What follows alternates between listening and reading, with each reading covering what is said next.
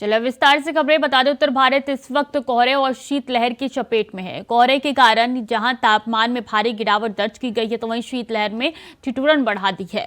हम आपको अब देश की राजधानी की 6 तस्वीरें दिखा रहे हैं। पहली तस्वीर गीता कॉलोनी की है, दूसरी तस्वीर की बात की जाए तो शांति पथ की है, तीसरी तस्वीर मोती बाग की है और चौथी तस्वीर पर नजर डालेंगे जो कि सरोजनी नगर की है।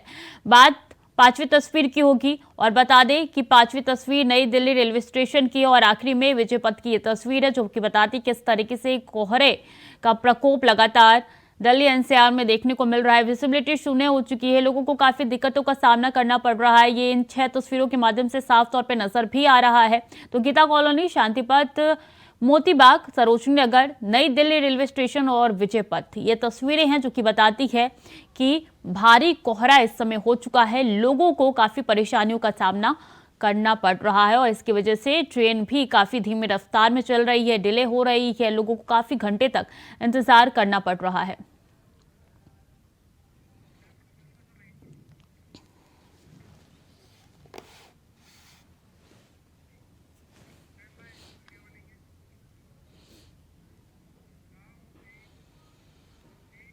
वहीं कोहरे का कहर यूपी में भी देखने को मिल रहा है। यूपी में कोहरे के कारण विजिबिलिटी शून्य हो रखी है। शीतलहर सितम ढा रही है, जिससे बचने के लिए लोग अलाव का सहारा ले रहे हैं। हम आपको अब 3 तस्वीरें दिखा रहे हैं, मुरादाबाद, लखनऊ और कानपुर की ये तस्वीरें, जहां कोहरे का कहर देखने को मिल रहा है।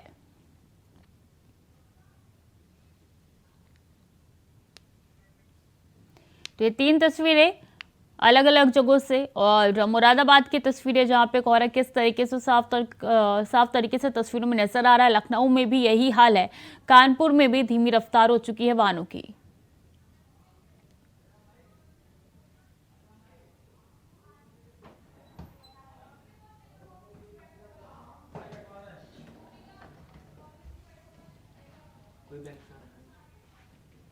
तो विजिबिलिटी शून्य हो चुकी है और ये तस्वीरें 3 आपके टीवी स्क्रीन पर, जिससे पता चल रहा है कि लोगों को कितनी दिक्कतों का सामना करना पड़ रहा है।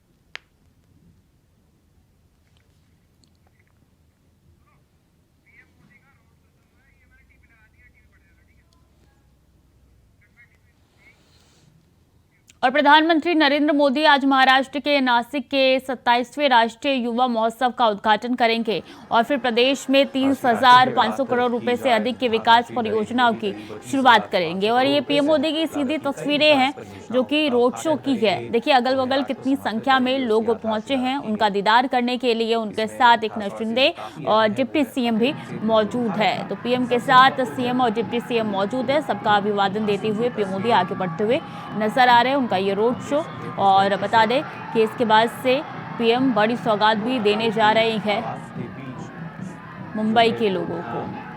जा सकती है इस तरीके से उत्साह का माहौल प्रधानमंत्री के आने के लिए, और सभी का अभिवादन स्वीकार करते हुए प्रधानमंत्री नरेंद्र मोदी। और इस पर और अधिक जानकारी के लिए आयोग कर लेते हैं हमारे संवाददाता तुषार बरिस्टो हमारे साथ जुड़ चुके हैं। जानना चाहेंगे जिस तरीके से देखिए तस्वीरें आप तक पहुंचा रहे हैं, ये तस्वीरें मुंबई की है, जिसमें साफ तौर पे नजर आ रहा है कि सीएम तो है ही, डिप्टी सीएम भी है। और इसी के साथ आपको बता दें कि पीएम आज बड़ी सौगात भी मुंबई के लोगों को देने वाले हैं और अटल पुल का उद्घाटन करेंगे पीएम नरेंद्र मोदी, जो कि हर दिन की बात की जाए तो 70,000 से अधिक वाहनों का परिचालन इस पुल से हो पाएगा। ना सिर्फ इतना, बल्कि अटल बिहारी वाजपेयी सेवरी नाहवा शेवा अटल सेतु नाम इसका दिया गया है। 17,840 करोड़ रुपए से अधिक की लागत से इसका निर्माण किया गया है, जिसकी सौगात अब से कुछ ही देर बाद पीएम मोदी देने वाले हैं। फिलहाल उनका रोड शो है और वो तस्वीरें सीधे आपकी टीवी स्क्रीन पर नजर आ रही है। और बता दें कि अटल पुल का सौगात जो पीएम मोदी देने वाले हैं वो भी काफ़ी अहम है। इसके बनने के बाद, इसकी सौगात मिलने के बाद वहाँ के लोगों का जनजीवन काफ़ी ज़्यादा सरल हो जाएगा। जो ट्रैफिक का सामना मुंबई के लोगों को करना पड़ता था, अब उसका सामना नहीं करना पड़ेगा। काफ़ी हद तक उससे निजात मिल जाएगी। और तस्वीर आप तक पहुंचा रहे हैं रोड शो की। देखिए किस तरीके से पीएम के साथ यहाँ पे सीएम, डिप्टी सीएम मौजूद है और यहाँ तक कि अजित पवार भी आपको इस रोड शो में दिखाई देंगे। तो प्रधानमंत्री अब से कुछ ही देर बाद अटल बिहारी वाजपेयी शिवरी नाहवा सेवा अटल हेतु यानी कि MTHL ने इस को खोला है और 20 मिनट में पहुंचाना संभव है। यहां से 22 किलोमीटर लंबे ब्रिज में 16.5 किलोमीटर हिस्सा पानी पर है और 5.5 किलोमीटर का एलिवेटेड रोड है। ब्रिज खुलने के बाद मुंबई से Navi Mumbai airport, Mumbai Pune express, Mumbai Goa highway तक बगैर ट्रैफिक में फंसे आसान से कोई भी पहुंच पाएगा। तो आसानी से रास्ता तय हो जाएगा और इसीलिए बड़ी सौगात ये मानी जा रही है। देश का सबसे लंबा ब्रिज ये कई मायनों में बेहद खास है। बता दें कि ब्रिज पर वाहनों को 100 किलोमीटर की स्पीड से गाड़ी दौड़ाने की अनुमति दी गई है और वाहनों की गति बनाए रखने के लिए देश में पहली बार ओपन रोड टोलिंग सिस्टम यानी कि MTHL पर होगा। भारत के पूर्व प्रधानमंत्री अटल बिहारी वाजपेयी के नाम पर इसका नाम रखा गया है अटल सेतु। ये 6 लेन वाला रोड ब्रिज है। अभी फिलहाल ये तस्वीरें आप तक पहुंचा रहे हैं जो कि रोड शो की है और इसके बाद बता दें कि इस पुल के बनने के बाद यात्राएं काफ़ी आसान हो जाएगी।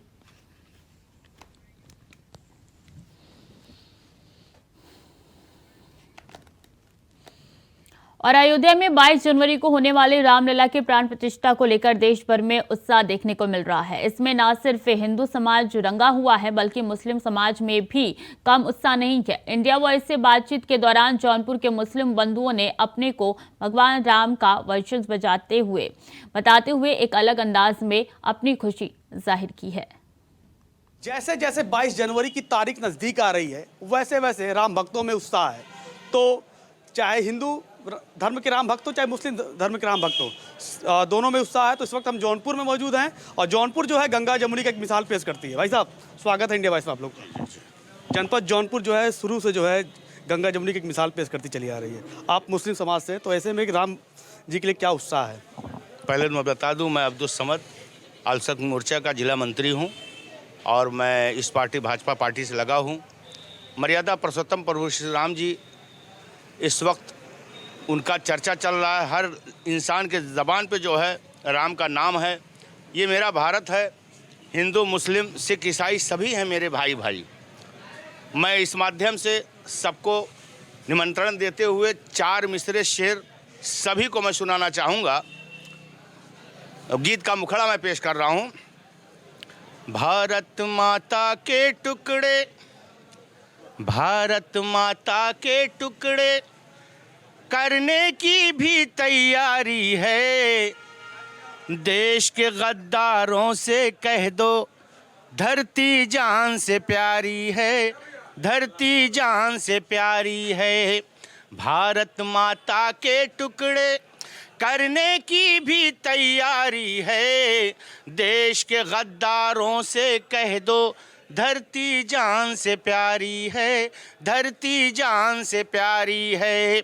मंदिर में भी ऊंच नीच हो ये तो राम नहीं कहता, मंदिर में भी ऊंच नीच हो ये तो राम नहीं कहता। सती बना दो रूप कुंवर को ये घनश्याम नहीं कहता, ये घनश्याम नहीं कहता। मंदिर में भी ऊंच नीच हो ये तो राम नहीं कहता। सती बना दो रूप कुंवर को ये घनश्याम नहीं कहता, ये घनश्याम नहीं कहता। हिंदू धर्म से नफरत करना ये इस्लाम नहीं कहता, हिंदू धर्म से नफरत करना ये इस्लाम नहीं कहता।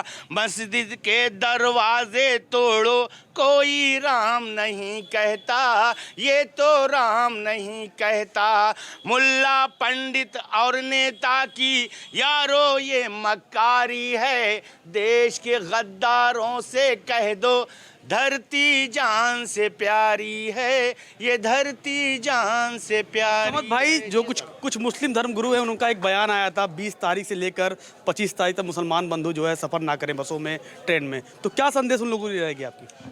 देखिए, हमारे जो मुस्लिम भाई हैं, बहुत से ऐसे मुस्लिम हैं जो उस दिन चिराग जलाएंगे, खुशियाँ मनाएंगे। मर्यादा पुरुषोत्तम प्रभु श्री राम जी, अयोध्या का मामला है, हमारे वंशज हैं, वो हमारे वंशज हैं भाई।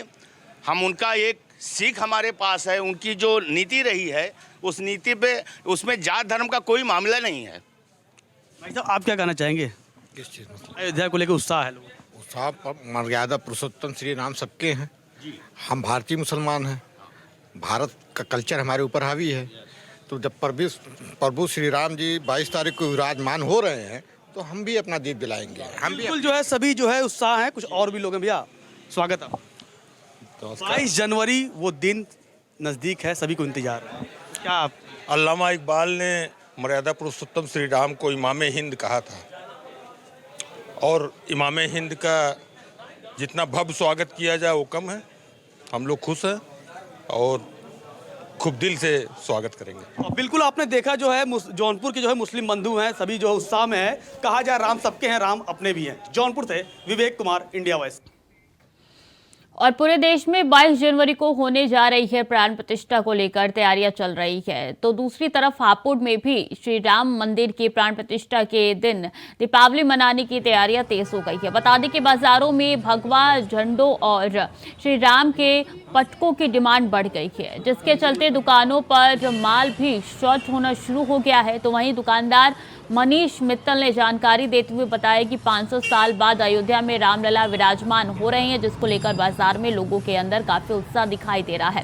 साथ ही जयराम लिखी टोपियां, बाइकों पर लगाने वाला झंडा, जय श्री राम के पटकों की काफी डिमांड बढ़ गई है।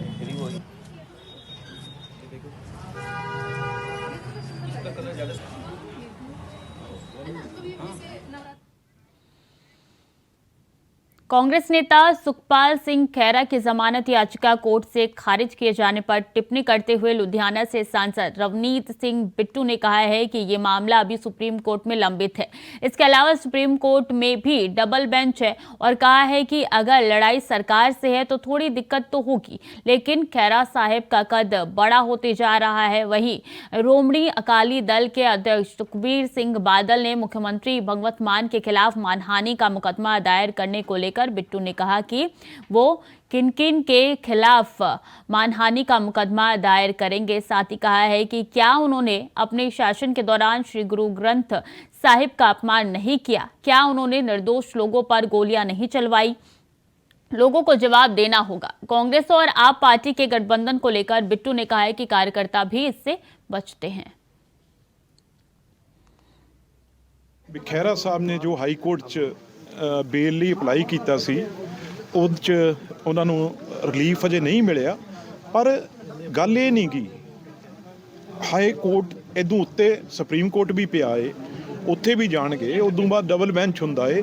ਉਹ ਕੋਸ਼ਿਸ਼ ਹੈ ਜਿਹੜੀ, ਕਿਉਂਕਿ ਉਹਨਾਂ ਦੇ ਆਪ ਬੇਟੇ ਨੇ ਜਿਹੜੇ, ਉਹ ਬੜੇ ਵੱਡੇ ਲਾਇਰ ਨੇ, ਵੱਡੇ ਵੱਡੇ ਵਕੀਲ ਨੇ, ਤੇ ਉਹਨਾਂ ਦੇ ਪਰਿਵਾਰ 'ਚ ਵੀ ਬਹੁਤ ਜੱਜ ਸਾਹਿਬਾਨ ਰਹੇ ਨੇ, ਉਹਨਾਂ ਦੇ ਵਕੀਲ ਨੇ ਜਿਹੜੇ ਚੰਗੇ, ਇਹ ਕੇਸਾਂ ਨੂੰ ਡੀਲ ਕਰਨਗੇ ਬੜੀ ਚੰਗੀ ਤਰ੍ਹਾਂ। ਇਹ ਗੱਲ ਠੀਕ ਆ, ਜਦੋਂ ਇੱਕ ਗਵਰਨਮੈਂਟ, ਇੱਕ ਸਰਕਾਰ ਦੇ ਨਾਲ ਸਿੱਧਾ ਮੁਕਾਬਲਾ ਹੋਵੇ ਤੇ ਫਿਰ ਉਹਨੂੰ ਥੋੜਾ ਬਹੁਤਾ ਟਾਈਮ ਆ ਜਿਹੜਾ ਉਹ ਅੱਗੇ ਪਿੱਛੇ ਹੋ ਜਾਂਦਾ ਹੈ। ਪਰ ਜਿਵੇਂ ਕਿ ਉਹਨਾਂ ਨੇ ਬਾਹਰ ਆ ਕੇ ਦੱਸਿਆ ਵੀ ਮੈਂ ਬਿਲਕੁਲ ਚੜ੍ਹਦੀ ਕਲਾ 'ਚ, ਮੈਂ ਬਿਲਕੁਲ ਅਪਬੀਟ ਹਾਂ, ਤੇ ਇਸ ਕਰਕੇ ਕੋਈ ਫਰਕ नहीं ਪੈਂਦਾ। और बिजनौर के नगीना देहात इलाके में एक वृद्धा की धारदार हथियार से गला काटकर हत्या कर दी गई। बता दें कि वृद्धा का शव उसी के घर में खून से लथपथ हालात में चारपाई पर पड़ा मिला, जिसके बाद से इलाके में हड़कंप मच गया। तो वहीं मौके पर पहुंची पुलिस ने शव को कब्जे में लेकर पोस्टमार्टम के लिए भेज दिया है और मामले की कार्रवाई में जुट चुकी है। थाना नगीना देहात क्षेत्र में घटित घटना के बारे में अवगत कराना है कि अजूपुरा रानी के ग्राम प्रधान मोहम्मद अनवर द्वारा थाने पर सूचना दी गई कि उसके गाँव की फिरोज वाइफ ऑफ स्वर्गीय मोहित, उम्र लगभग 65 वर्ष, अपने घर के कमरे में चारपाई पर मृत अवस्था में पड़ी है। उसके गले पर कट का निशान है। इस सूचना पर तत्काल स्थानीय पुलिस एवं क्षेत्राधिकारी नगीना द्वारा घटनास्थल का निरीक्षण किया गया। मेरे द्वारा भी फोरेंसिक टीम के साथ घटनास्थल का निरीक्षण किया गया और शव को पंचायतनामा पोस्टमार्टम की कार्रवाई के लिए भेजा गया। मृतका की पुत्री अंजुम द्वारा थाने पर लिखित तहरीर दी गई कि उसकी भाभी उजमा द्वारा ही जो है उसकी मां की हत्या की गई या कराई गई है। इस सूचना पर थाना नगीना देहात पर सुसंगत धाराओं में अभियोग पंजीकृत किया गया है। घटना के अनावरण के लिए 2 टीमें लगाई गई हैं। शीघ्र ही घटना का सफल अनावरण करके इसमें अन्य विधिक कार्रवाई की जाएगी। खबर फतेहपुर से है, जहां बेकाबू ट्रैक्टर अनियंत्रित होकर पलट गया। वहीं हादसे में ट्रैक्टर चालक गंभीर रूप से घायल हो गया। सूचना मिलती मौके पर पहुंची पुलिस ने घायल को हॉस्पिटल में भर्ती कराया। घटना जिले के तरियाव थाना क्षेत्र के मलाव मोड़ के पास की बताई जा रही है।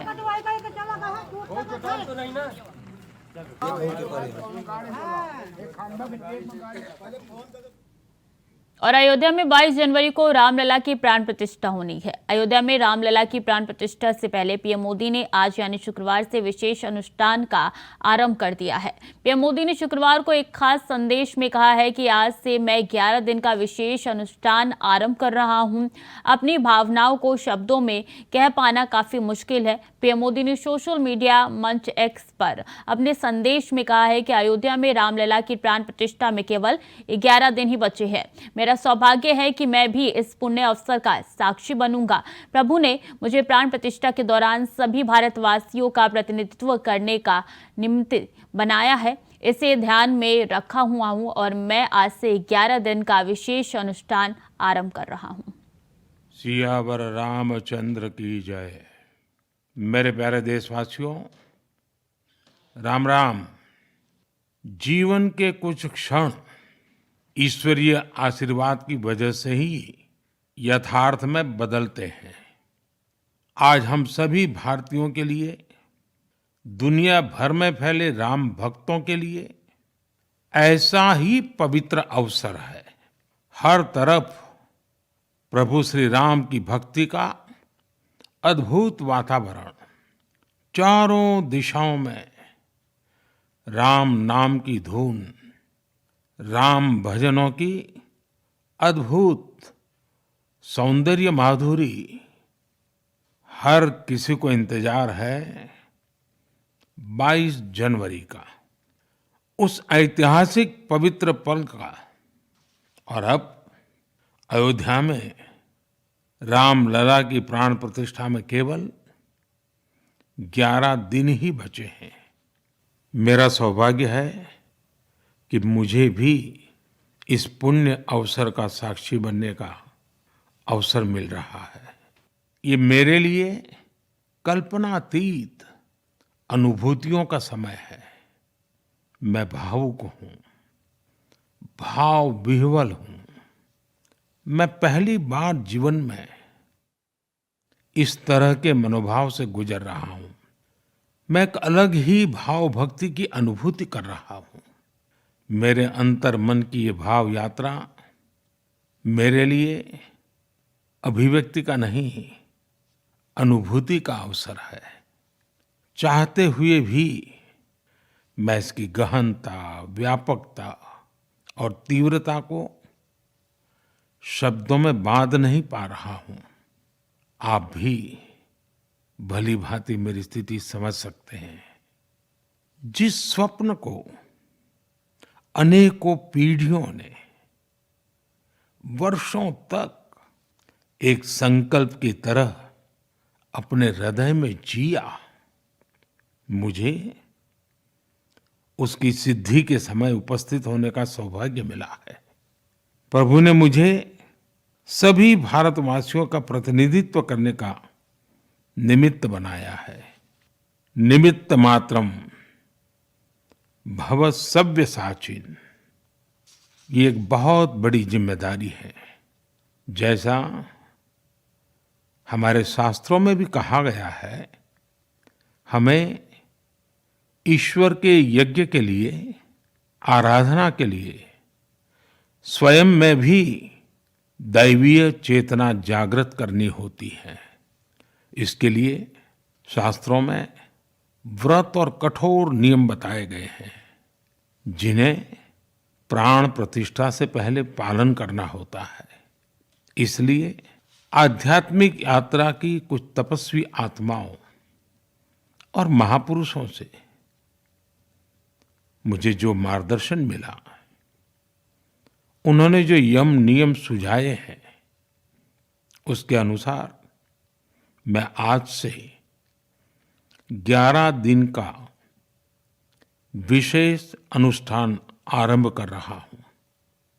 इस पवित्र अवसर पर मैं परमात्मा के श्री चरणों में प्रार्थना करता हूं, ऋषियों मुनियों तपस्वियों का पुण्य स्मरण करता हूं और जनता जनार्दन जो ईश्वर का रूप है, उनसे प्रार्थना करता हूं कि आप मुझे आशीर्वाद दें ताकि मन से, वचन से, कर्म से मेरी तरफ से कोई कमी ना रहे। साथियों, मेरा ये सौभाग्य है कि 11 दिन के अपने अनुष्ठान का आरंभ मैं नासिक धाम पंचवटी से कर रहा हूं। पंचवटी वो पावन धरा है जहां प्रभु श्री राम ने काफी समय बिताया था और आज मेरे लिए एक सुखद संयोग ये भी है कि आज स्वामी विवेकानंद जी की जन्म जयंती है।